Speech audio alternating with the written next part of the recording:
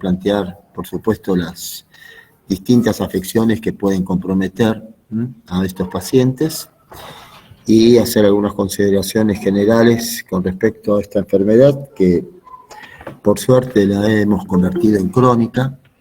Ya no tiene el sinónimo de mortalidad que tenía en otras épocas, pero que lógicamente vamos a tener que seguir pensándola y fundamentalmente recordar que tenemos aproximadamente 30.000 individuos en el país que todavía no están diagnosticados. Y eso es lo que de alguna manera nos requiere a todos para poderla pensar y de esa manera poderla eventualmente diagnosticar, sabiendo que el que la trata es el infectólogo, no el médico generalista ni ningún especialista en particular. Así que vamos a empezar haciendo algunas consideraciones generales de esto y después, más que nada, les voy a mostrar fotos de pacientes del hospital con las distintas problemáticas que esto ha traído aparejado. Uno tiene que saber que, bueno, siempre en este tipo de situaciones lo importante es la notificación de casos para que también las autoridades sepan de la realidad en cuanto al pedido, licitación, compra, distribución y administración de los medicamentos. El Programa Nacional de SIDA permite de alguna manera equidad en salud en función de la posibilidad de que todos sean efectivamente tratados. Se considera promedio aproximadamente unos 5.000 nuevos diagnósticos por año en el país. Esperen que vamos a dejar entrar. ¿Alguien más? Acá estamos. Y a partir de la notificación de los casos, uno tiene que saber que, por supuesto, esos pacientes tienen que ser monitoreados, controlados y de alguna manera manejados en forma crónica. Se calcula en aproximadamente 110.000 personas, pero recuerden que hay un 30% de desconocimiento. En este momento estamos en 70. ¿Qué significa esto? Que se están diagnosticando el 70% de los casos, se está tratando al 70% de los diagnosticados y se están logrando cargas virales indetectables en el 70% de los tratados. El objetivo de la Organización Mundial de la Salud para todos los países, incluidos los nuestros, es llegar al 90-90-90, es decir, diagnosticar el 90% de los HIV, tratar al 90% de ellos y lograr cargas indetectables en el 90% de los tratados. Con esto, siendo la carga viral la principal variable que hace a la contagiosidad, con el tiempo lograremos una reducción significativa de casos y esto con el correr de los años seguramente tendrá el efecto positivo de que esto sea cada vez menos notificado. La realidad es que hoy por hoy todavía, y en el hospital van a ver que tenemos muchísimos pacientes y en este momento muchas más mujeres que están en la etapa terminal de la afección. Y esto es justamente por falta de diagnóstico temprano, falta de adherencia al tratamiento, falta de lo que es un monitoreo adecuado y que estos pacientes lamentablemente lleguen a los estadios entonces terminales, que son lo que clásicamente llamamos SIDA. El otro problema preocupante es lo relacionado con la transmisión vertical. Hoy no deberíamos tener ya chiquitos que sean HIV positivos, ya que la posibilidad de diagnóstico de la embarazada y el tratamiento de la misma, logrando cargas indetectables en el momento del parto, posibilitan una drástica reducción de esa eventualidad y por lo tanto una necesidad obligatoria para todos de por lo menos detectar esa infección en la gestante. Que todavía tengamos un 3-4% es todo un tema, porque eso nos dificulta mucho el tratamiento. Recordemos que en la medida que haya cada vez menos casos, también los laboratorios empiezan a discontinuar fármacos que vienen en forma de jarabe, y eso para los que somos pediatras e infectólogos realmente es un desafío en cuanto a lograr medicación que sea adecuada justamente para estos chicos. La idea es que este clinicograma esto que ya alguna vez y más de alguna vez ustedes lo habrán visto, sea siempre tenido en cuenta, porque esto significa que uno, de acuerdo a las fotos que el paciente trae, uno tiene que hacer el video. Y esto significa justamente eso, poder hacer un estudio retrospectivo de todo lo que hasta ese momento sucedió, pero también tratar de modificar. Nuestra profesión es fundamentalmente de objetivos en función de brindar la atención y, por supuesto, modificar los cursos. No podemos hacer pronósticos, eso es lo que nos diferencia de los curanderos. De todas maneras, uno sabe que con el HIV diagnosticado y tratado, la posibilidad de que esto evolucione hacia la etapa de SIDA se reduce en forma muy, muy importante. Cuando recién se produce la infección, en un primer momento lo que ocurre es justamente esto, la infección retroviral aguda, no todos la presentan, pero es obligatorio que todos los que trabajan en atención primaria, en clínicas, en guardias, en consultorios, conozcan este síndrome para poderlo diagnosticar. Es un síndrome tipo mononucleósico autolimitado y que pasado esa etapa de 7-10 días, que habitualmente es el curso natural de la enfermedad o de este síndrome, entramos en la etapa de latencia clínica que dura años. En esa etapa de latencia clínica, con el correr del tiempo, se reduce la cantidad de CD4 de 50 a 70 por año aproximadamente, y esto conlleva a que en la etapa terminal, ya propiamente llamada de SIDA, encontremos todas las enfermedades marcadoras oportunistas que de alguna manera determinan el curso grave y en otras épocas mortal que la enfermedad ha tenido. Los primeros casos de HIV se registraron en la península de California el 5 de junio de 1981. El MMWR comunica la presencia de síndrome de Kaposi y de neumonías por neumocistis carini, llamado en ese momento así, después Girovesi. Y esto que determina que uno tiene que pensar que retrospectivamente la década de mayor contagiosidad fueron justamente la década de los 60 y 70.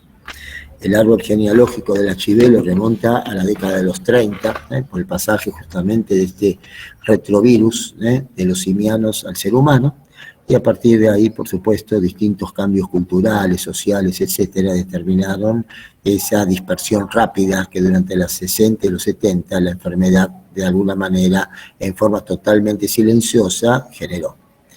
Por ende, ustedes pueden ver al mismo paciente con el mismo agente causal, pero en una etapa inicial, que es el síndrome retroviral agudo, en la etapa de latencia clínica o en la etapa terminal, que es la que van a ver justamente en el hospital, los estadios ya de SIDA, con las distintas enfermedades marcadoras que esto trajo aparejado. Algunos ejemplos y algunas fotos de esto implican la presencia del sarcoma de Kaposi por un lado, histoplasmosis generalizada, candidiasis, aftas gigantes, y abajo a la derecha una afección que seguramente la gran mayoría de ustedes desconocen. ¿Alguno puede aventurar, tirar un diagnóstico de lo que está viendo en la foto de abajo a la derecha? ¿Hicieron dermato ya? Sí, ya hicimos. Sí, doctor. Bueno, si hicieron dermato me quedo tranquilo, porque todo esto es un repaso. Sí, doctor, ¿Qué le parece? tenemos lesiones elementales en dermato, más que nada, y eso sería una exantemática, ¿no? Pareciera ser. ¿Se podría confundir? Podría ser. No sé, digo. ¿Qué exantemática te puede hacer recordar eso? Digamos, ya les voy a dar la clase exantemática, quédense tranquilos, pero ¿qué les parece? Eso parece un sarcoma de Kaposi. Bueno, parece, pero no es. Sarcoma de Kaposi es que está arriba a la izquierda. Vieron que están las lesiones rojo-porto, vinosas. Tipo Malbec.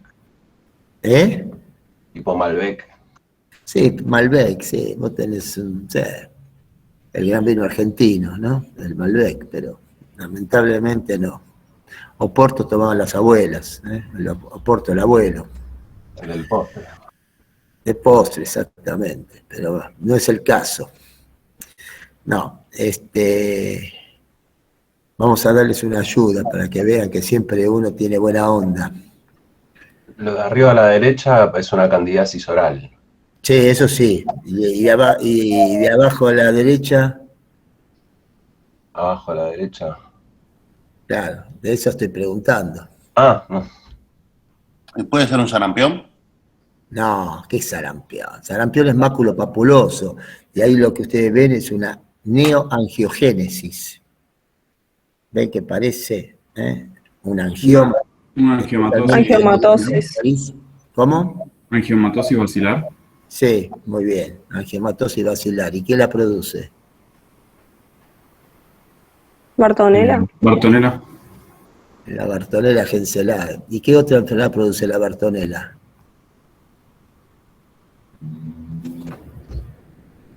¿Hicieron pediatría?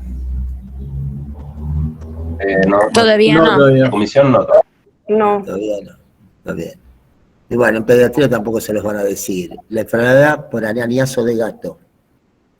¿Alguna vez la escucharon nombrar? La Sí, escuchamos. sí. Sí, sí. Ah, bueno. La Bartonella genselae. En los inmunocompetentes y en los chiquitos, puede generar justamente, yo te digo, varios chiquitos con arañazo de gato, puede ser desde una lesión linfática hasta una manifestación sistémica. Y en el inmunocomprometido grave, lo que puede generar es justamente esto, un episodio neoangiogénico que justamente se llama angiomatosis basilar, y es marcadora, por supuesto, de HIV. Lo que ustedes tienen que siempre tener en cuenta es que el concepto de lo que es curación de una enfermedad con el HIV cambió mucho.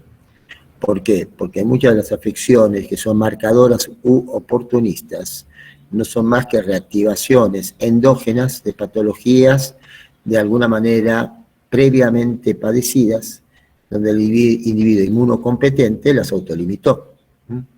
Por eso una histoplasmosis diseminada, la candidiasis, las aftas graves, las micosis sistémicas que reactivan, la tuberculosis, la asociación de tuberculosis con HIV se llama sindemia, y es una asociación mórbida donde ambas afecciones de alguna manera se potencian mutuamente.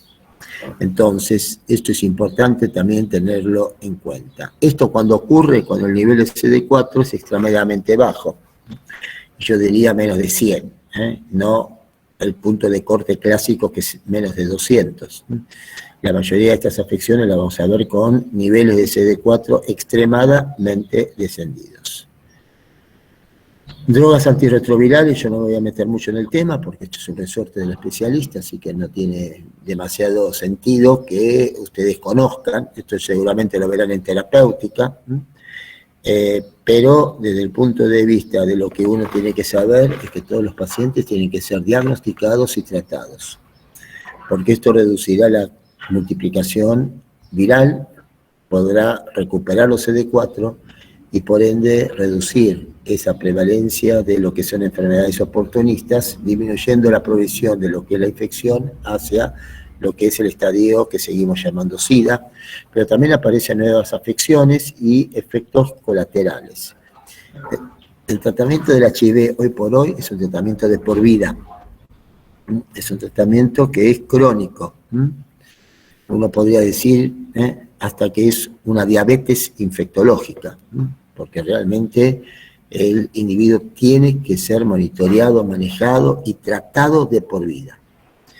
Lo que uno tiene que saber es que cuando hay compromiso dermatológico, uno puede, de acuerdo al tipo de afección que sospecha, pensar que el individuo es HIV no diagnosticado. Recuerden que hay 30.000 no diagnosticados en el país aproximadamente. Determinar el estadio clínico, identificar enfermedades oportunistas, indicar toxicidad medicamentosa, y esto se agrava en la medida que la inmunodepresión también es más significativa. Un cuadro que comenté previamente y es necesario, importante y yo diría obligatorio que ustedes conozcan es el síndrome de tipo agudo, el síndrome retroviral agudo o síndrome de cero conversión, porque justamente es el momento en el cual el individuo se infectó hasta que adquiere la total respuesta de anticuerpos. Habitualmente no lo presentan todo, lo presenta un porcentaje de los individuos. La evolución suele ser autolimitada. ¿Y quiénes la atienden? Y los médicos que atienden a estos pacientes que llegan a la consulta. El paciente no va directamente al infectólogo, el paciente va primero a la atención primaria, al consultorio, a una guardia, a un dermatólogo. Y más del 90% no se diagnostica ni se sospecha en la primera consulta. Pensemos que esto es muy parecido a un síndrome, que de hecho lo es, de características mononucleósicas. Entonces, de los que consultan, solo un 10 al 20% es diagnosticado en forma correcta. ¿Y qué presentan estos pacientes? Los pacientes presentan fiebre, astenia, faringitis no exudativa, puede presentar una candidiasis oral, compromiso dermatológico en un alto porcentaje, a veces aftas sin causa, mucocutáneas, y si uno realizara una biopsia de estas lesiones, se encuentra con una histopatología totalmente inespecífica. Y ahí ven algunas de las imágenes que de alguna manera grafican lo que les estuve comentando. Y si se solicitaran un laboratorio, se encontrarán con leucopenia, con plaquetopenia, con aumento de las enzimas hepáticas, con una eritro acelerada. El HIV en ese momento todavía puede ser negativo. Y esto lleva más a la confusión. Ahora, si pudiéramos realizar una carga viral, si pudiéramos realizar una antigenemia o la PCR, la carga viral, como vieron en el gráfico, en ese momento está muy, muy elevada, con lo cual ya es diagnóstica. Ahora, como diagnóstico diferencial, sí, la mononucleosis por Epstein-Barr, por citomégalo, la toxoplasmosis linfoganglionar, hepatitis virales, rubiola, como cuadro exantemático, la sífilis secundaria, ojo con la LUE secundaria, y farmacodermias. Todo esto hace la cantidad de diagnósticos diferenciales con los cuales uno puede confundir ese síndrome de cero conversión. Ahora, también estos pacientes pueden encontrarse con patologías observables en la población no HIV. Y ahí también vamos a encontrar cantidad de afecciones en las cuales uno puede encontrar justamente tanto en el paciente HIV como en el paciente no HIV. También encontraremos enfermedades marcadoras de lo que es la presencia de virus en individuos, por supuesto, HIV positivos, el síndrome de restauración inmunológica, patologías tumorales y también reacciones de tipo medicamentosas. Ahí ven algunos de los ejemplos de patologías que van a encontrarse en pacientes tanto HIV como no HIV. Ahí arriba a la izquierda ven justamente lesiones de chancros luéticos, cuando hablemos de sífilis, para ver justamente la cantidad de manifestaciones extragenitales que tiene este tipo de pacientes. Obviamente, pensemos que siempre cuando uno diagnostica una infección de transmisión sexual, el HIV corresponde solicitarlo como parte del estudio de esos pacientes. También exantemas propios del secundarismo luético, condilomas, los condilomas planos, los condilomas acuminados, y las uretritis tanto gonocócicas como no gonocócicas. Dentro de lo no gonocócico tenemos a clamidia, tenemos a micoplasma, tenemos a ureaplasma. Por lo tanto, cualquier infección, enfermedad de transmisión sexual, tenemos música de fondo que nos acompaña en la mañana, estoy afuera, así que le estoy dando clase de afuera, así que podrán escuchar algún ruidito. Yo para no perder la costumbre pediátrica, estoy rodeado de apenas 120 chicos más o menos, porque estoy en un lugar que es familiar y bueno, los chicos entran, salen y bueno, algunos no quieren escuchar esta clase, entonces hace un poquito de ruido y por supuesto me acompaña con el piano de fondo como están escuchando, pero es parte del paisaje que van a hacer.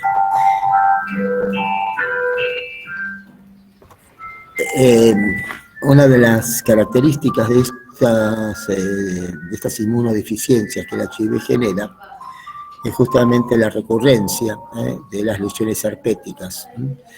Las lesiones herpéticas en estos pacientes son mucho más frecuentes y mucho más graves.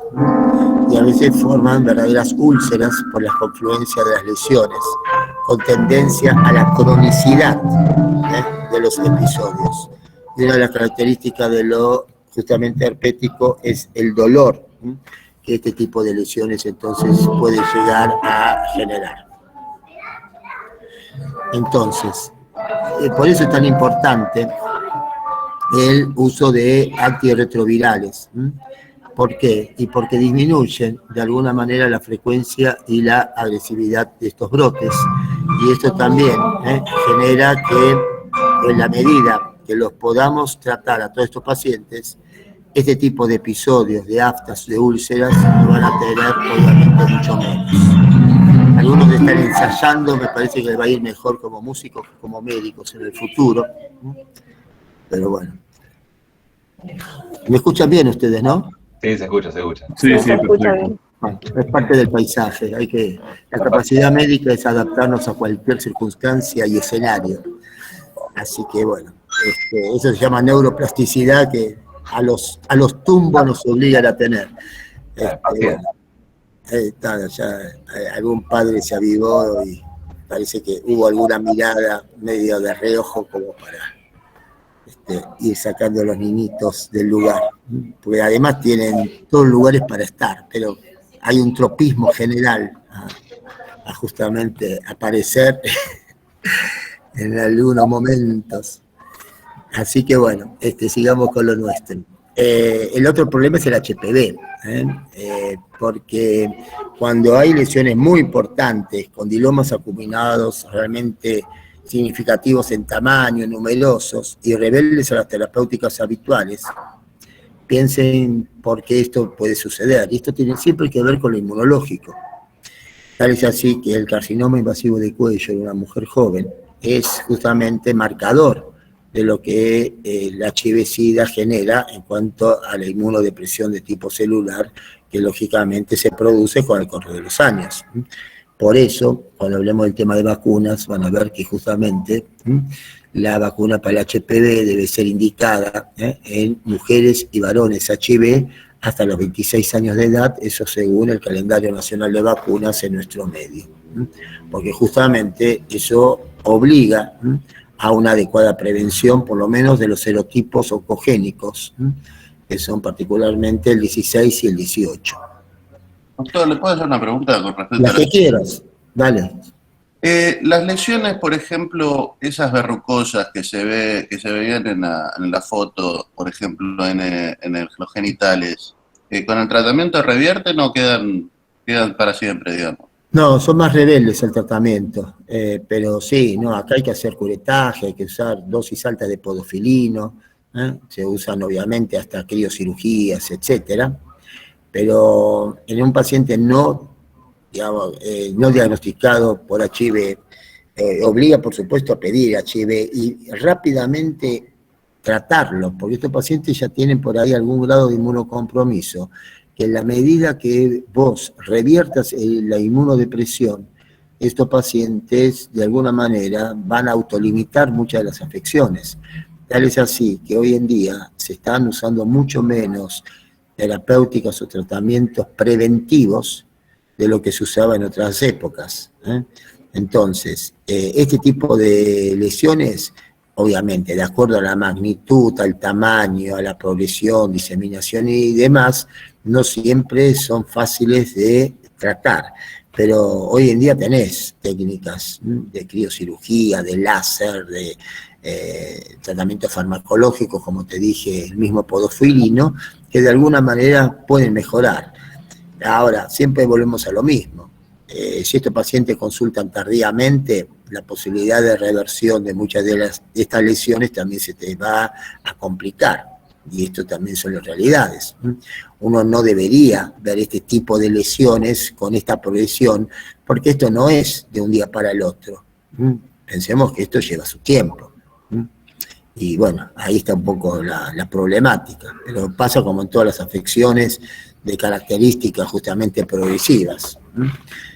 Pero sí, son más rebeldes a los tratamientos, pero son posibles. Nosotros en el hospital tenemos cirugía plástica, tenemos cirujano plástico que, bueno, a muchos de estos pacientes les hace tratamientos que terminan siendo plásticos, ¿no? Por el tipo de diseminación y de las localizaciones fundamentalmente.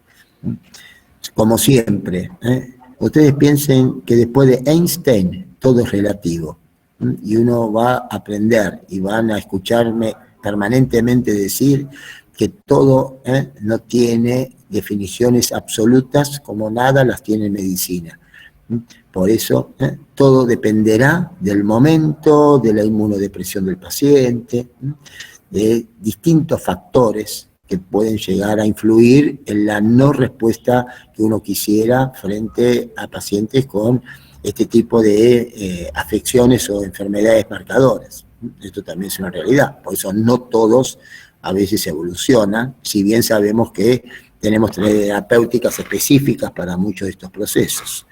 Depende de cada uno en cuanto a la respuesta. Como dije antes, nuestra profesión es de medios y no de resultados.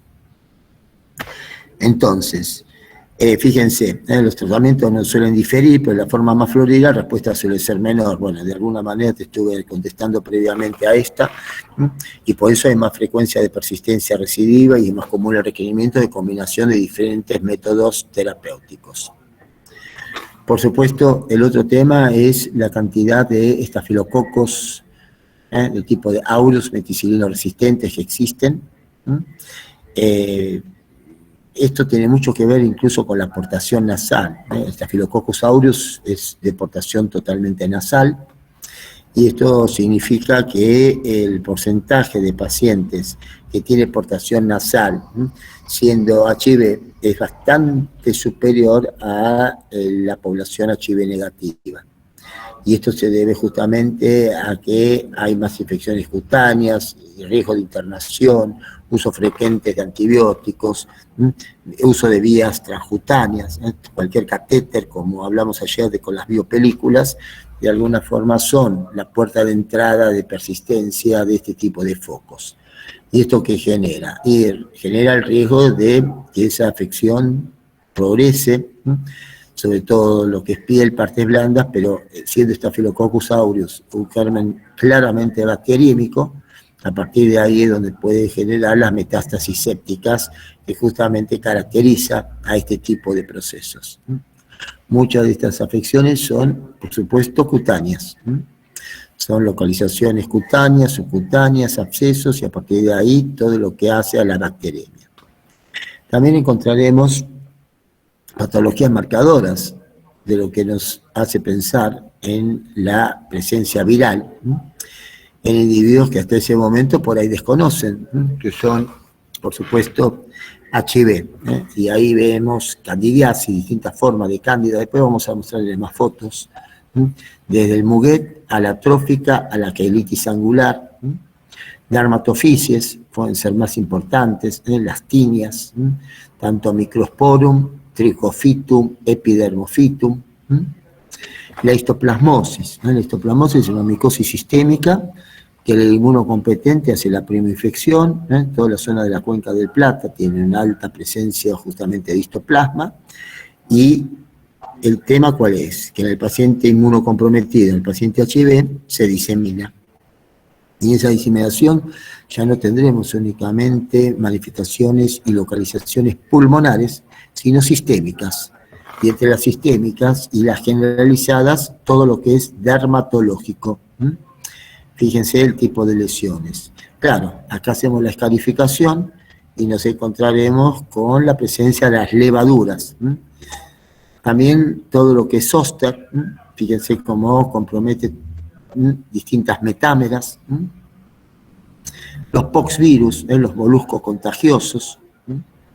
Acá vimos, ya le mostré antes, la angiomatosis basilar.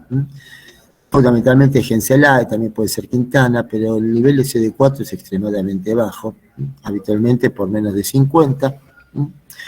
Y bueno, hay vectores probables, como algunas pulgas, piojos, más que nada piojos, los pedículos. El inmunocompetente produce el arañazo de gato, como dije anteriormente.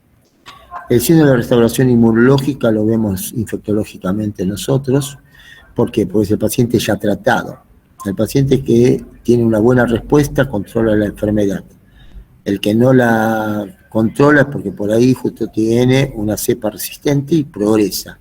Pero a veces la respuesta es excesiva y muchas veces autolimita el cuadro. Fíjense el ejemplo de esta situación. CD4 de 10 en octubre, al año siguiente, en abril, 125, recuperó claramente el nivel inmunológico, y esto es una candidiasis hiperplásica, en la cual prácticamente se autolimitó. La carga viral de casi 70.000 pasó a menos de 50, no siendo necesario, por ende, ningún tipo de tratamiento para la cándida hiperplásica, sino justamente la autolimitación del cuadro. ¿Y esto qué significa? Significa que el paciente deteriora su estadio o su concepto en cuanto a lo que es lo clínico, pero mejora inmunológicamente. Esto también nos tiene que enseñar y hacernos recordar, y esto también se aprende con todo lo que es la parte asistencial y fundamentalmente en lo que el HIV nos enseñó en ese aspecto, que muchos de los signos y síntomas, esperen que alguien se despertó recién, ¿o no? Sí.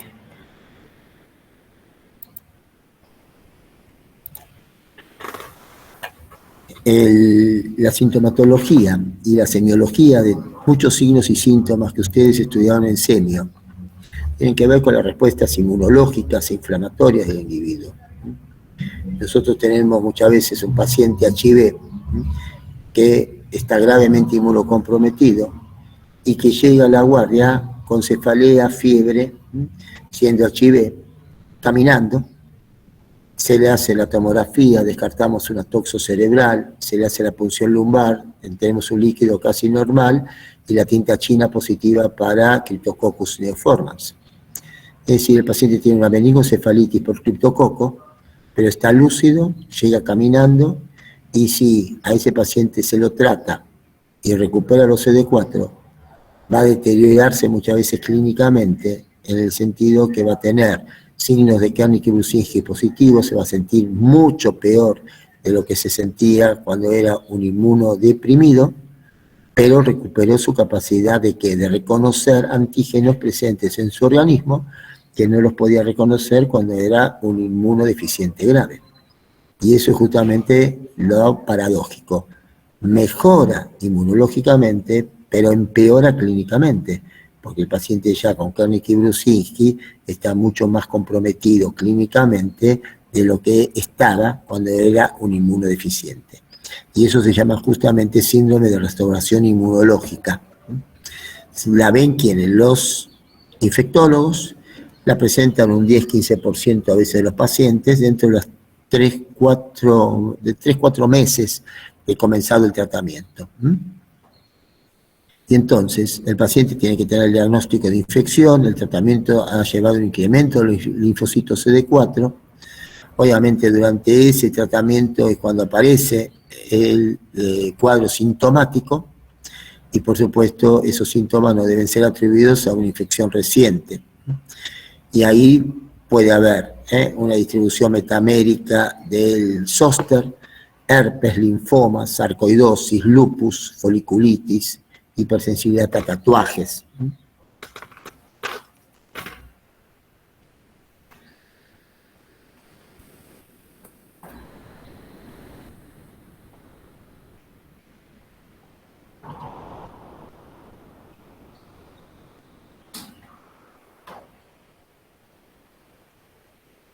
Entonces esto es importante tenerlo en cuenta.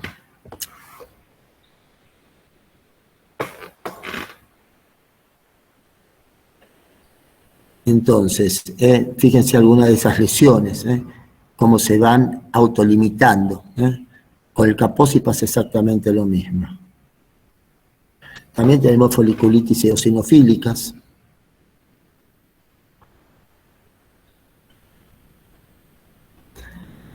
Esto también es importante tenerlo en cuenta. lesiones papulosas, justamente en todo lo que es frente, cuello, hombros, tronco.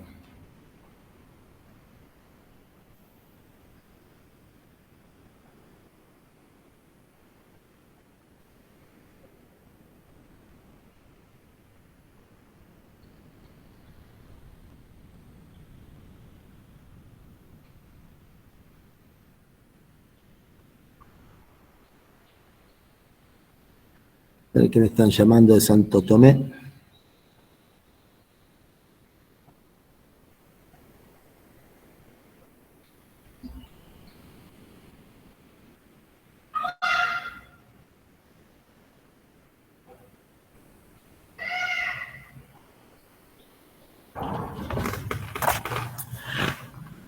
Entonces,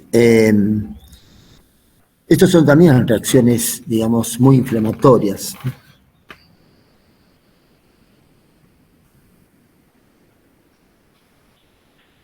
Me preguntan cuándo voy a Santo Tomé.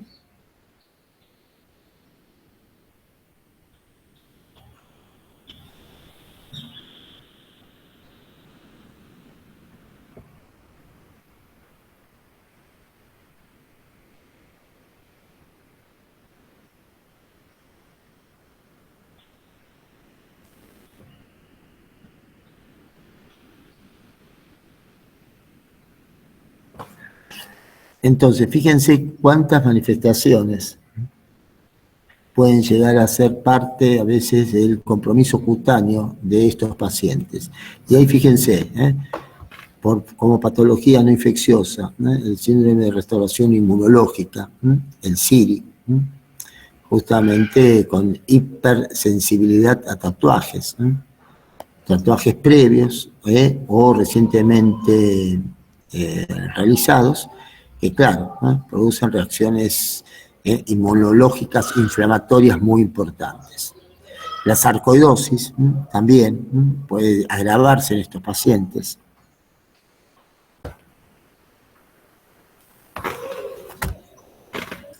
Y bueno, siempre estos pacientes tienen que seguir con el tratamiento antirretroviral y para disminuir esa respuesta, eventualmente usar corticoides cuando sea necesario. La patología tumoral también es importante tenerla en consideración. Acá los pacientes pueden llegar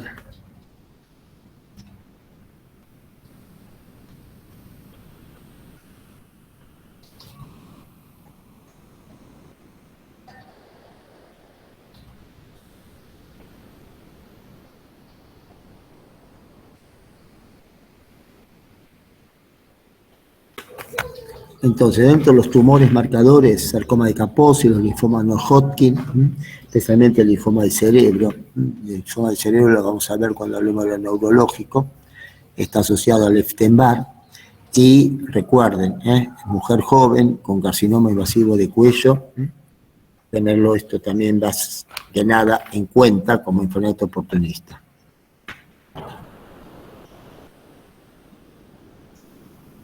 Por supuesto que la sobrevida de estos pacientes con sarcoma de Kaposi antes del tratamiento antirretroviral era una sobrevida relativamente corta.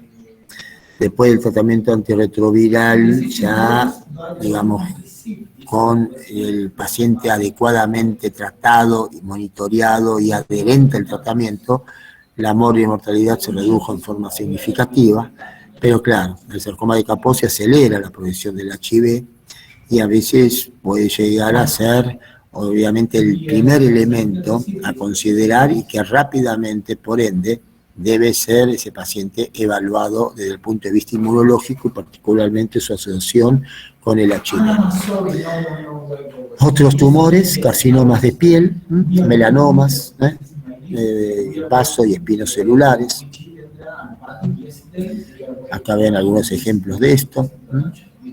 Y por supuesto 16-18, todo lo que son carcinomas de cuello, de vulva, realmente de muy mal pronóstico.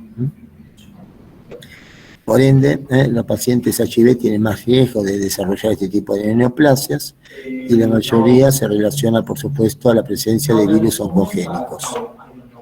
Entonces, estos individuos con el tratamiento antirretroviral van a tener una menor prevalencia de este tipo de afecciones, sean tanto virales, micóticos en su gran mayoría etiológicamente hablando, van a tener menor agresividad estas lesiones y una mejor respuesta a los tratamientos habituales. También, desde el punto de vista cutáneo, el paciente HIV bien tratado mostrará una menor intensidad y extensión de las dermatitis seborreicas y de psoriasis. Y muchas de las afecciones, como también comentamos previamente, se pueden resolver en forma espontánea y, por supuesto, lo que antes era refractario, en este contexto inmunológico de respuesta adecuadas, va a mejorar.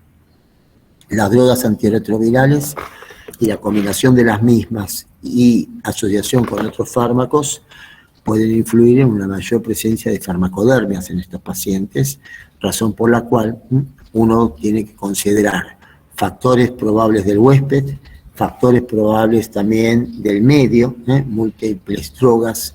Ustedes piensen que un tratamiento antirretroviral son mínimamente 3 fármacos. Si a su vez el paciente tiene una tuberculosis, ya le estamos dando de entrada 4, más 3, ya estamos en 7, con todas las interacciones que esto puede llegar a traer aparejado.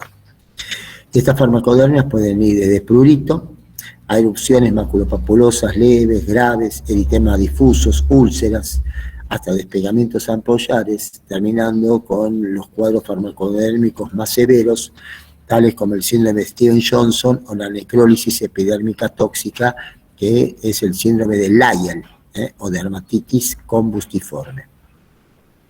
Entonces, por supuesto que este cuadro no siempre se inicia o aparece rápidamente, sino que tiene que tener algún tiempo de latencia. Muchas de estas farmacodermias a veces se resuelven de forma espontánea, pero algunas no. Algunas tienen compromiso de faneras, de mucosas, como las serostomías, la sequedad de mucosas, se asocian muchas veces a compromisos a niveles faneras, onicomicosis graves. Algunos de los fármacos que antes se usaban con cierta frecuencia, como nevirapina, tenían algunos efectos realmente gravísimos, el abacavir otro. Son lesiones entonces muy importantes, las cuales de acuerdo al fármaco también generan distintos tipos de reacciones, tanto mucosas como eventualmente cutáneas. Otra particularidad, a veces especialmente el uso de algunas drogas como los inhibidores de proteasa, se han relacionado también con inhibidores no nucleosídicos y nucleosídicos de la transcriptasa reversa, lo cual hace a la presencia de estos síndromes de lipodistrofia, que no es más que una redistribución de la grasa corporal. Todo esto puede llevar a una lipoatrofia o a una lipohipertrofia. Y realmente altera mucho la calidad de vida por todo lo que esto significa, no solamente a nivel estético, sino también a nivel de manifestaciones sistémicas, ya que este cuadro puede afectar órganos como hígado, miocardio, músculo, etc. Por ende, esta redistribución de la grasa corporal muchas veces se asocia también a dislipidemias, a insulinoresistencia, a diabetes tipo 2, todo lo cual termina con esteatosis hepática, con cuadros de aterosclerosis y la posibilidad de algún factor como es el infarto agudo de miocardio, justamente por estas placas ateroscleróticas que se generan a nivel de las coronarias. Fíjense todo esto que hoy en día también es monitoreado, por eso van a ver en más de alguna oportunidad pacientes que con el tratamiento antirretroviral también deben recibir, por ejemplo, estatinas. Esto justamente a consecuencia de estas situaciones. Ahí ven algunos de esos ejemplos. Y justamente algún cuadro de lipodistrofia, como el cuello, tipo cuello de sapo, de toro, de batracio, lo llamarán algunos, pero bueno, no habla más que justamente esta lipodistrofia, que esa redistribución entonces de la grasa corporal puede llegar a generar. Por lo tanto, algunos antirretrovirales, algunos esquemas tendrían, por supuesto, mayor efecto en causar este tipo de situaciones, que, igual que el síndrome de restauración inmunológica, es más que nada observado por los médicos infectólogos, que son los encargados, por lo tanto, del manejo crónico farmacológico de estos pacientes. Por ende, esto nos obliga siempre a pensar en la cantidad de afecciones que pueden llegar a generarse, nos puede dar una idea del momento evolutivo de esa infección y, por supuesto, también indicarnos ciertos grados de toxicidad medicamentosa. Esto, por supuesto, que también va a tener, y esto lo vamos a mostrar ahora rápidamente y les voy a dar solamente un pantallazo, de la cantidad de lesiones que a nivel de la mucosa oral uno puede llegar a encontrar en estos pacientes. Y todo esto tiene que ver con cosas que estuvimos viendo, pero más que nada les quiero por lo menos que tengan el recuerdo iconográfico de lo que es un sarcoma de Kaposi incipiente a nivel de la mucosa oral, pero cómo las lesiones pueden ir progresando y realmente adquirir un tamaño muy considerable y realmente gravísimo, como la etapa pre-antirretroviral uno podía llegar a observar.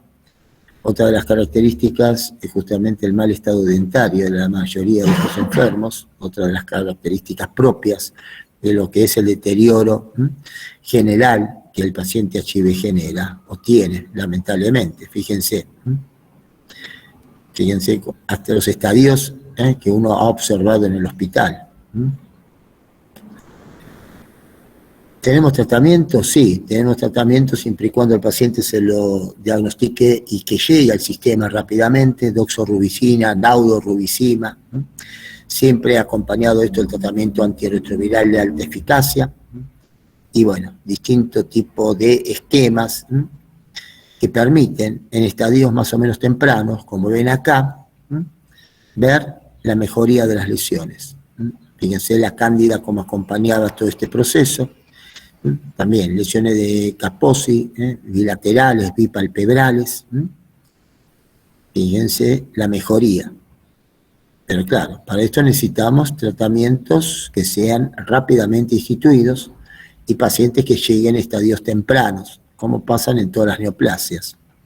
Los linfomas non-Hodgkin, de células grandes, y el Burkitt también asociado al Epstein-Barr. Son grandes masas ganglionares, muy difíciles de manejar. Realmente estamos hablando de enfermedad ya marcadora. Ahí vemos un Burkitt. No tiene resolución la mayoría de estos pacientes. Los plasmablásticos, esta paciente recuerdo que la seguimos con un grupo de alumnos hace años. Y claro, pequeña lesión ahí a nivel del mentón, fíjense cómo fue progresando toda la parte del compromiso mucoso, hasta que lamentablemente esto terminó mal. Linfomas T periféricos tienen gran tropismo sobre el tabique nasal. Fíjense cómo prácticamente paladar. Sí. ¿La evolución es rápida? Y relativamente rápida. Sí, semanas, pocos meses. Sí, esto es muy evolutivo porque lamentablemente ustedes piensen que no tienen ningún tipo de contención inmunológica estos pacientes. Para que tengan este tipo de linfomas, el nivel de CD4 es muy por debajo de 100. Y esta paciente que yo les mostré con la lesión inicial del mentón, y prácticamente en semanas evolucionó. A pesar de dosis altas de algún esquema, digamos, citostático, de corticoides, son bastante incontenibles. Fíjense.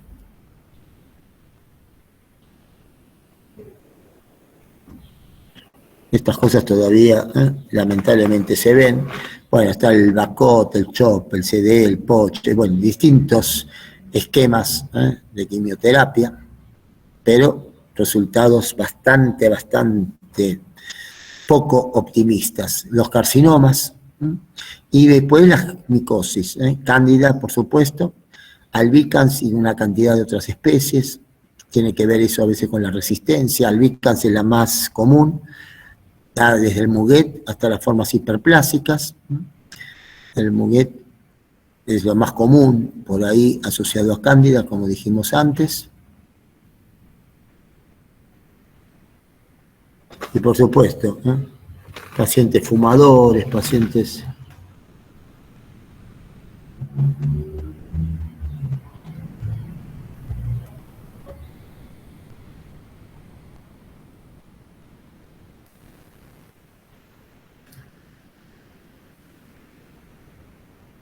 Fíjense, distinto color que va a adoptar,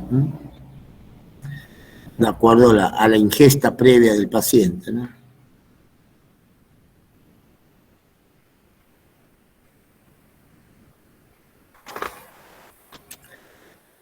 Esto es una glositis o lengua escrotal, propia de cándida también. Estos surcos están llenos de cándida. La eritematosa, atróficas. Pensemos que este paciente también tiene desnutriciones. Déficit de complejo vitamínicos B. Fíjense el estado dentario. Y bueno, mezcla de todo, ¿no? Del muguet, del atrófico, la queilitis o boqueras, ¿no? A veces cubierta de estas pseudomanchas. La hiperplásica, que es justamente las lesiones a nivel de la capa córnea, diagnóstico diferencial con verrugas. Ahí tenemos, fíjense, hiperplásica, boquera, todo junto.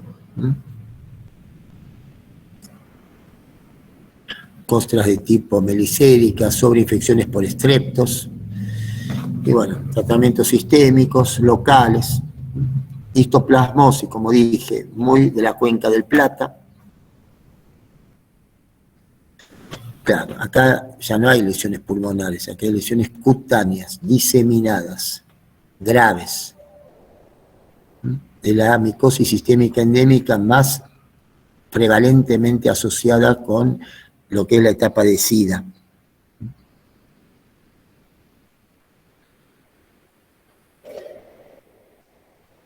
Fíjense el tamaño, la agresividad de este tipo de lesiones. Esto para tener una idea. Tratamiento ketoconazol, itra, anfotericina, la criptococosis. ¿Con qué asociamos la criptococosis? Con las palomas. En las grandes ciudades de la cuenca del Plata, donde más HIV hay, también las palomas nos acompañan en una cantidad interesante, ¿no? Y ahí tenemos criptococosis meningias y cutáneas. La única forma de hacer el diagnóstico es la escarificación de la lesión, no queda otra. Fíjense, perforación de paladar por debajo de una prótesis y tratamiento anfotericina, fluconazol. La actinomicosis. La actinomicosis es justamente una bacteria que produce esta forma cérvico-ganglionar. Es parte de la flora habitual de la boca, pero claro, en estos pacientes con mal estado dentario terminan con las formas cérvico-ganglionares, adenopatías y fistulizaciones. Actinomices también es un colonizante del dispositivo intrauterino, del DIU. Ahí el flujo va a tener justamente características de estos granos de azufre. Es una de las causas de flujo justamente en estas circunstancias, pero la más común es la forma cérvico-ganglionar de la actinomicosis. También produce misetomas. Y el tratamiento de la actinomicosis es penicilina. HIV y sífilis. Bueno, el paciente con LU quema etapas. Por ahí no desapareció el chancro y ya tenemos las lesiones del secundarismo. Fíjense las lesiones nacaradas. Lesiones opalinas o sifilides opalinas. Esto todo lo vemos en la boca. Arriba, encima, la cándida, ¿no? Tuberculosis. Formas cutáneas, ganglionares. Ya no solamente pulmonar, sino diseminadas. Gingivitis. Acá que aparece, y aparecen los anaerobios. Por eso estos pacientes tienen mucha fetidez, halitosis, afección de todo lo que es la parte alveolar dentaria y por lo tanto pérdida de piezas dentarias. Acá lo que hay que hacer es, por supuesto, el curetaje, metronidazol, agua oxigenada, clindamicina. Lo mismo pasa con las estomatitis úlcero-necrotizantes. Dentro de lo que son micobacterias ambientales o no tuberculosas, MAC, Mycobacterium avium intracelular, es lo más habitual. Fíjense, lesiones cutáneas. Claro, si esto es cistoplasma, si esto es criptococos, si esto es un estafilococo, solamente el estudio microbiológico lo puede llegar a, por lo menos, resolver en cuanto a saber la etiología. Pero fíjense el compromiso mucoso que estos pacientes pueden tener. Tratamiento de las micobacterias no tuberculosas, macrólidos, también etambutol, rifabutina, la Bartonella Genselae, que les habíamos comentado previamente, angiomatosis basilar, fíjense la neoangiogénesis, fíjense, parece un angioma.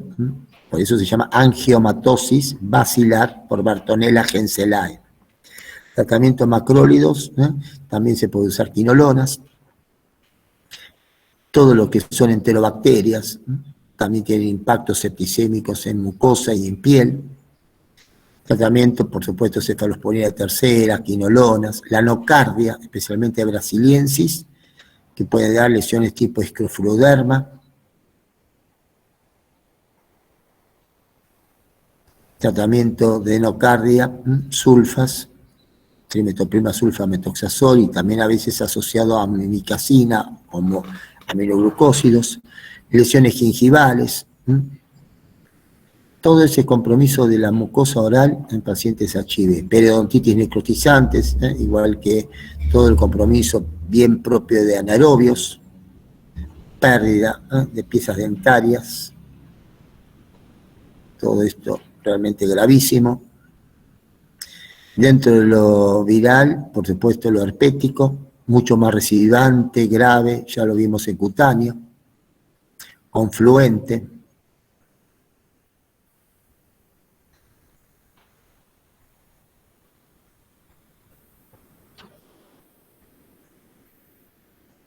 Acá la consulta es rápida, porque por el dolor. Terminan con lesiones necróticas.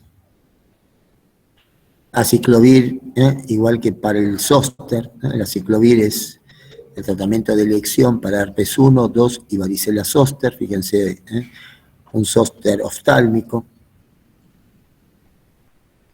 siempre reactivaciones del mismo virus.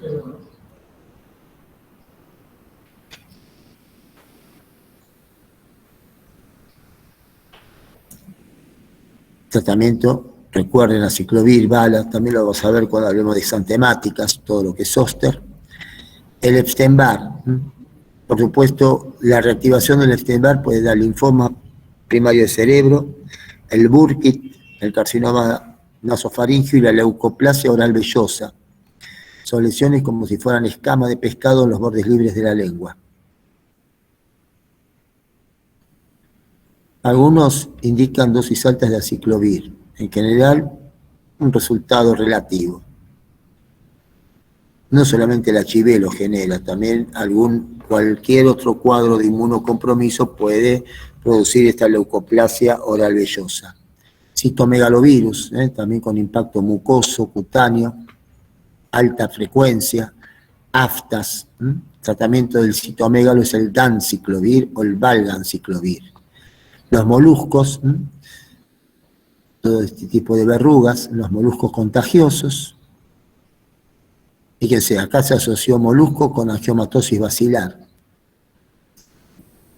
Puede haber presencia de varias etiologías.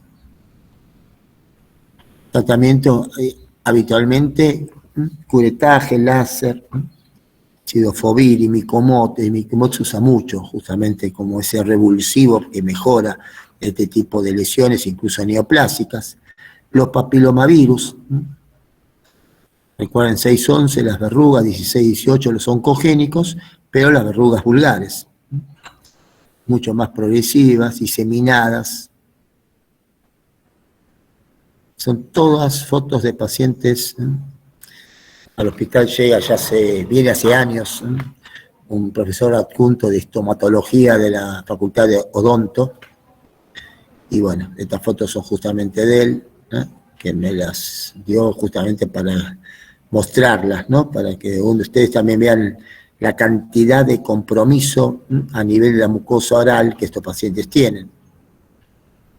Trastornos neurológicos, todo lo que hace justamente a parálisis faciales, pérdida de sustancias, pigmentaciones melánicas, también por la cantidad de fármacos. Serostomía de la sequedad de las mucosas por deshidratación, por diarreas. Lo vamos a ver mañana, cuando hablemos de lo digestivo del paciente HIV. La inflamación, infección y procesos entonces a nivel de los labios, la gelitis. Plaquetopenias, impactos justamente vasculíticos. Como ven, el paciente HIV es una condensación de todo. Úlceras sin causa, en otras ocasiones sí, lo herpético, las micobacterias no tuberculosas, aftas gigantes. Hemos tratado algunas con talidomida, por supuesto muy, muy restringido, pero sí, como la talidomida actúa sobre el factor de necrosis tumoral, eso genera, por supuesto, una mejoría bastante importante, significativa de los pacientes. Pero sí, estas lesiones realmente alteran muchísimo la calidad de vida y alteran, por supuesto, todo lo que es la ingesta. Y a veces los pacientes necesitan, por supuesto, alimentación enteral, nutribombas, el aporte nutricional y, por supuesto, todo lo que se asocia a reacciones alérgicas. Ya vimos algunas graves, son verdaderas dermatitis combustiformes.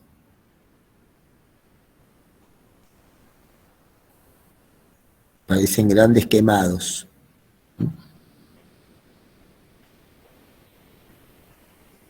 Cualquier fármaco puede desencadenar y la sumatoria de varios fármacos puede dar justamente en los grandes despegamientos ampollares ulteriores. Y quedan secuelas, ojales, bolsillos, lesiones fibróticas. Pensemos el daño a nivel de pérdida de sustancia que estos pacientes lamentablemente padecen. Y también la ictericia, puede tener su presencia a nivel de la mucosa oral. Bueno, como ven, hay de todo, como para hacer un repaso de toda la microbiología y no microbiología. Lamentablemente estos pacientes pueden llegar a tener, de acuerdo al grado de inmunocompromiso, una cantidad de afecciones que estuvimos viendo. Así que bueno, esto como panorama solamente de la piel de la mucosa oral, para que vean la cantidad de afecciones con las cuales lamentablemente el HIV puede llegar a asociarse, ¿no? Bueno, así que bueno, con esto ya llegamos, ya avanzamos, ya llegamos al 0,3% de los bichitos que tenemos que estudiar durante toda esta cursada. Así que nos queda un 99,7, pero vamos avanzando, Así que con tranquilidad, esfuerzo, paciencia y aguante, vamos a ir sumando. Mañana sumaremos otros 20, 25 en todo lo digestivo. Y por más que Esteban se agarre el mentón en signo de preocupación, lamentablemente en el bolillero de la vida todos los bichos están adentro y uno nunca sabe qué número le toca. Eso es así. Había una compañera de ustedes que ayer me escribió a la noche por un caso de un chiquito. ¿Quién es? Sí, soy yo, Sos vos. acá. No tengo cámara, se me fundió la cámara, así que estoy... Bueno, mira, mientras no se fundan las neuronas estamos bien. La cámara se arregla. Contanos un poco, porque algo no sé, contaste, pero Sí, es un cuadro bastante florido. Bueno, lo principal es la fiebre, que ¿qué edad tiene el paciente? dos, 2 dos años, sí. añitos. Contame. Bueno, los episodios de fiebre comenzaron más o menos en abril, diría yo, no sé si antes o después, bueno, asociado a diarrea, aftas orales. Y nada, se pensó en una celiaquía, se le hicieron los estudios, o sea, eso fue igual progresivo y todavía no están los resultados. Y bueno, también todo el tiempo estuvo con síntomas respiratorios, tipo tos, catarro, conjuntivitis, exudativa, verdosa en algunas ocasiones y otitis. Se lo trató con amoxicilina, con ácido clavulánico en 2 oportunidades y no hubo mejoría del cuadro, digamos. Sigue el chiquito con fiebre, constatada más o menos entre 38 y 39, a veces entre 37 y 38, o sea, serían temperatura normal, pero... y nada, la auscultación tiene roncus. Es lo que puedo aportar. No se le hizo muchos estudios. Y Y los no- pediatras le dicen que es viral y nada, y que espere y así, pero el tema es que va a la guardia y vuelve, va a la guardia, vuelve, y así. Y nada, los preocupa obviamente a los padres el tema de la fiebre. ¿Cuántos episodios tuvo de abril hasta ahora? Bueno, eso no sabría decirle, pero fueron muchos y es tipo una fiebre que no, eh, ¿Cuánto dura ¿cómo cada diría? episodio? Y yo diría que son más de 5 días. En el estado de ánimo del niño es tipo, él juega, sale, va al jardín a veces. Escúchame, ¿y cada uno de esos episodios se acompaña de aftas? No, no todos. No todos, pero algunos tuvo aftas. Sí, Bueno, primero le hicieron hemograma, eritro, hepatograma, perfil no, inmunológico.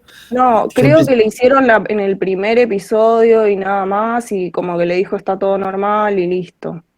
Quedó ahí. bueno, Eso.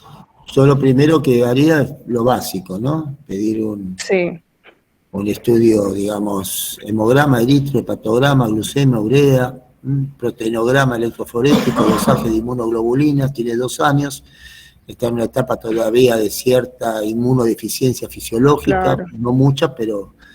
Y si todo eso está dentro de valores de cierta normalidad y se acompañan de aftas, tiene ganglios a veces en la parte, digamos, Cervical. Sí, tiene ganglios. Bueno, hay un cuadro que lo pueden googlear, que se llama síndrome de fiebre periódica, faringitis, aftas y adenitis cervical. Y es justamente fiebre periódica. Y ahí van a ver que justamente es una enfermedad que tiene esas características, de que cada episodio durante 3 y 6 días, a veces tienen recurrencia cada 2, 3 semanas, y justamente son las aftas, las faringitis, las adenitis cervicales lo que prima. Puede, por supuesto, tener otro tipo de manifestaciones, como vos decís, manifestaciones respiratorias altas, como puede ser una otitis, o bajas, como puede ser algún tipo de compromiso de tipo respiratorio, ¿no? Sí. A veces se tratan con corticoides y, por supuesto, con algún antibiótico de acuerdo al episodio.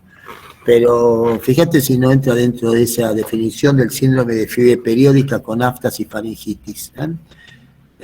Hay ya una cantidad de casos, hay una actualización que hicieron los chilenos en la revista Cielo. Cielo es una Sí, revista latinoamericana, ¿viste? De comunicación, así de casos no tan habituales y que pueden llegar a estar dentro de la definición de esto. Pero bueno, yo siempre descarto primero alguna situación inmunológica que pueda justificar esto, llámese con proteograma, dosaje de inmunoglobulinas, pero ya las aftas de alguna manera orientan con la fiebre a este síndrome de fiebre periódica. Así que yo te sugiero, y les sugiero obviamente a los que le escucharon, actualizar ese tema. Síndrome de fiebre periódica con aftas y adenitis cervical con faringitis. Así que yo haría eso. Ahí dejé en el chat el link de la publicación en Cielo. Está bien, sí, porque cierra bastante a esto, ¿no? 3, 4 episodios, cada 3, 4 semanas un episodio que dura 3, 4 días, cierra por lo menos a estos cuadros de fiebre periódicas que obviamente uno asustan a los padres y Claro. de alguna manera alerta al pediatra, pero yo haría primero por lo menos un perfil. Siempre el objetivo en medicina es importante, ¿no? Más allá de las interpretaciones subjetivas de uno, tener algún aporte, digamos, con números o un aporte con algún laboratorio que nos tranquilice a todos. Así que, bueno, no es tan infrecuente ese cuadro, y es consultas infectológicas, ¿no? Porque siempre se piensa en algo inmunológico que pueda estar de alguna forma, por lo menos relacionado. Es por inmadurez inmunológica. Y viste, cuando no sabemos por qué le echamos la culpa a la genética y a la inmunología, ¿no? Antes los viejos médicos decían es el genio epidemiológico. No nos decían nada, pero era como que tranquilizaban palabras difíciles. Pero bueno, es la predisposición de cada uno a determinados episodios. Pero no se saben las causas a veces que pueden llegar a originarlo. ¿Sí? Que ¿puede decirle viral? Sí, le puede decir herpes, citomégalo, Epstein-Barr, pero no siempre vamos a encontrar realmente las causas a veces de determinados episodios. Lo importante, bueno, que mantener el estado nutricional del chico, el estado de ánimo del chiquito, pero sí, algún parámetro objetivo, desde una clínica acompañada con estudio de laboratorio, de alguna manera ayuda a tranquilizar las aguas. Y más que nada lo inmunológico, ¿no? Proteinograma y dosaje de inmunoglobulinas. Así que te sugiero eso, por favor. Pregunta así al Kraus, Sonia. Leguiza Maximiliano. Quintana Adriana. Rivas Peña Jazmín. Fórmica Lucas. Sí, doctor, presente.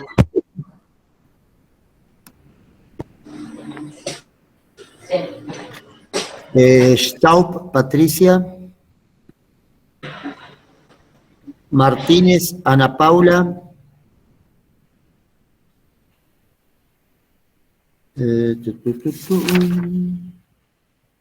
Soto Velázquez Lisbeth. Presente. Bueno, ya me quedan menos, algunos deben estar de vacaciones esquiando en el Cerro Castor, en Chapelco, en el Catedral, o en el All Inclusive en el Caribe. El resto, acá está. Bueno, chicos, ¿alguna pregunta? No sé. Una pregunta cortita, doctor. Estábamos viendo en el gráfico de la progresión de los CD4 en HIV, el que mostró al principio, sé que ya vimos un montón de veces, que a las 6 semanas hay una caída fuerte.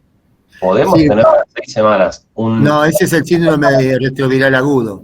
Sí, pero cuando tenemos el síndrome retroviral agudo ya estamos hablando de un paciente en tratamiento, ¿o no? No.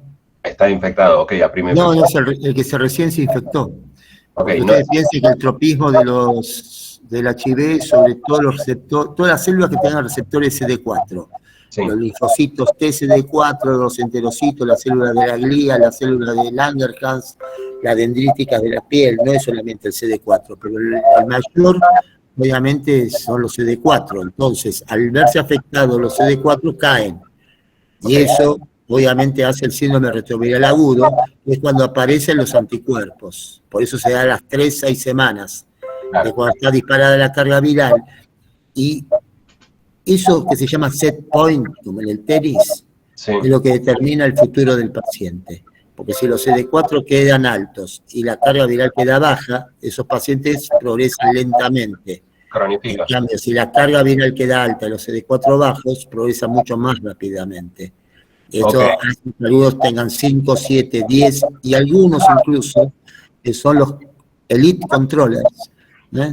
Son individuos que hace 20 años están infectados y tienen cargas bajas y CD4 relativamente elevados, incluso autolimitan la evolución. ¿Mm? La pregunta es esta. A las 3 a 6 semanas, cuando se da este fenómeno, ¿yo todavía voy a tener el ELISA negativo? ¿O puedo tener el De negativo? entrada, sí. Si uno te dice el ELISA de entrada, apenas aparece la sintomatología, Sí. ese paciente tiene ELISA por ahí negativo. Ok. Y entonces, si vos no tenés antígeno P24, si no tenés posibilidad de hacer carga viral, no tenés posibilidad de hacer PCR, a ese paciente a las 2 semanas pedirle nuevamente pedir de vuelta la serología. Ok. ¿Y yo puedo tener un paciente con serología negativa y lesiones cutáneas? ¿O no es Sí, cronológicamente correcto? de entrada sí. Ah, Por eso el ELISA puede ser negativo, puede ser el Western blot indeterminado, porque todavía no produjo anticuerpos contra todo. Depende del momento en el cual ese paciente llega a la consulta. Pero puede, tranquilamente. Pero si vos tenés un síndrome de mononucleosis, una persona joven que pudo haber tenido una conducta de riesgo, porque esto obviamente las conductas, ustedes piensen que no te lo van a decir. el ser humano, ¿cuántas vidas tiene el ser humano? Una, como mucho. No. Esto es una pregunta filosófica que hago. ¿Qué sé yo? Más que un gato. No, 3 tipos de vida. Una vida pública, una vida privada y la tercera vida que es la secreta. De esa no todos nos enteramos. Entonces ahí, obviamente, uno no es ni médico rabino, ni médico pastor, ni médico cura, sino que tiene que actuar objetivamente para tratar de, no haciendo comentarios sobre conducta, juicios de valor y demás, diagnosticar. Después cada uno sabrá con su esfínter qué hizo o dejó de hacer. Pero lo importante es que sospeche y entonces al paciente decirle, bueno, no es, en mi criterio, para mí pedir BDRL y HIV es como pedir hemograma, colesterol y glucemia. Porque es parte de la rutina, no hay otra. Es parte de la rutina. Y no con eso estoy haciendo ningún juicio de valor de conductas, ni aseverando, ni confirmando, ni descartando nada. Mi objetivo médico es llegar a los diagnósticos para que con ese diagnóstico yo tenga la posibilidad de ofrecerle un medio que es la terapéutica. Ni más ni menos. Todo lo demás que lo resuelva el analista o quien lo acompañe en ese momento al paciente, pero mi función obviamente es acompañarlo, pero también brindarle los medios para, por supuesto, sacarle de esa situación. Ni más ni menos, es así. ¿Estamos? Entendido. Así que bueno, por eso depende en qué momento. Por eso, por ahí lo tenés. Nosotros tenemos a veces algunos síndromes de conversión serológica recién diagnosticados y bueno, tenemos la posibilidad de hacer la carga viral, en 3 días tenemos el resultado. Bueno, pero es un hospital especializado, esto no lo van a conseguir en todas partes.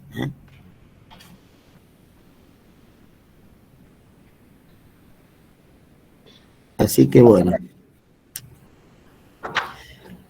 Mañana continuamos. Llegamos a mitad de semana, de la primera semana, así que vamos bien. Vamos bien para llegar al 2 de septiembre. No sé cómo, pero llegaremos. Así que continuemos adelante. Cualquier novedad que tenga, infectológicamente hablando, seguimos comunicados. Les voy mandando siempre material como para que me tengan presente. Hasta el 2 seguro, después, bueno, después veremos cómo sigue la historieta. Nos vemos en cualquier segundo, gente, ¿sí? Suerte. Gracias, Doc.